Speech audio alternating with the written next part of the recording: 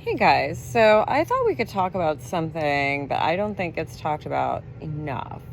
And that is like craft ennui. That like feeling when you finish something or you finished all the interesting, fun, exciting parts of something. And you're just like, I need to do the new thing because that's what I do. But also, like, it's like this craft hangover because I don't want to go through the planning and all that stuff, even though that's the exciting part. I just want like another project to be ready to go so I can just go, right?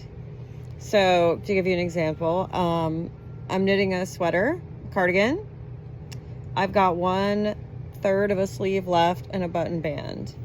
Those are my two least favorite parts of knitting a cardigan, so it's very hard to motivate. I will finish it, but it's hard to motivate. It's hard to be like, yes, let's do it.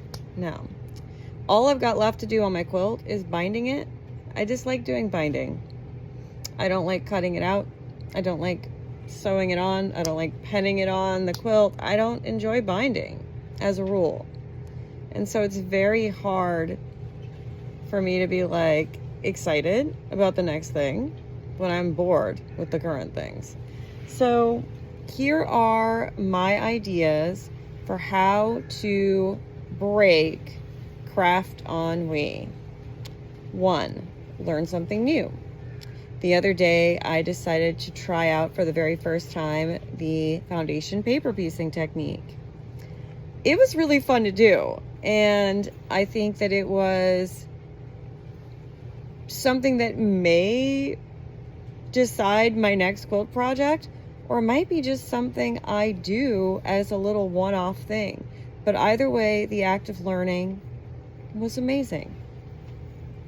2, find new inspiration in unlikely places. One of my favorite things to do is to take a photograph or to go to Pinterest and type in like palette ideas, right, for colors. So like 1980s beach party palette. You know, type in the most random things you can find, and you will find the most beautiful projects and color palettes made with that weird inspiration.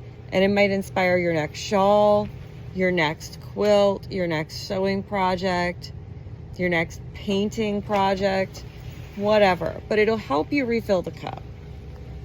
Number 3, take a break. Just take a break and do something you don't normally do. I've started reading again. I finally feel like I have the brain power for that. But maybe that's not it. Maybe all you're doing is just having a walk in nature, enjoying being outside like I am today, taking a couple deep breaths, doing some mindfulness, whatever. The point is, it's not what you usually do. It shakes up the mix and can help with the whole craft ennui thing.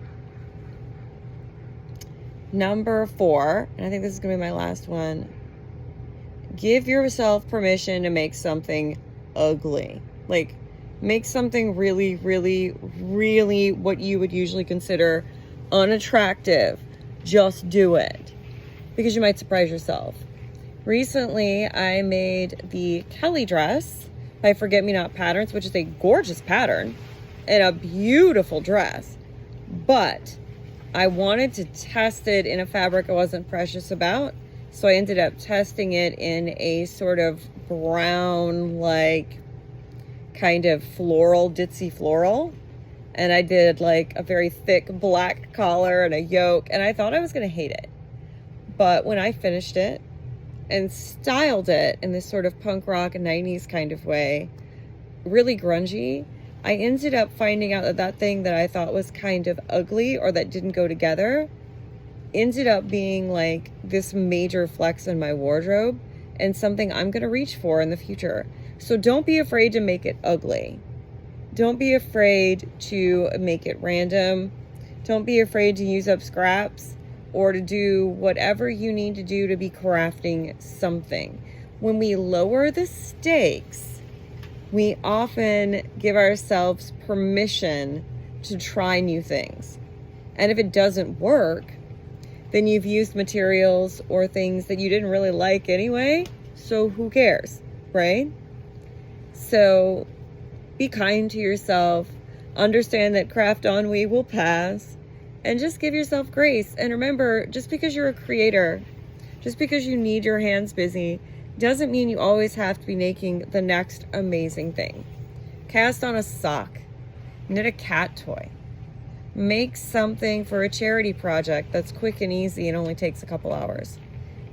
The important thing for me at the end of the day is that I'm making something. And that making is my therapy. It's my old friend. It's my comfort in times of anxiety, which, gosh knows, a lot of us are pretty anxious right now. So craft ennui, there's ways out and through, but be gentle to yourself. And I'll see you next time. Bye.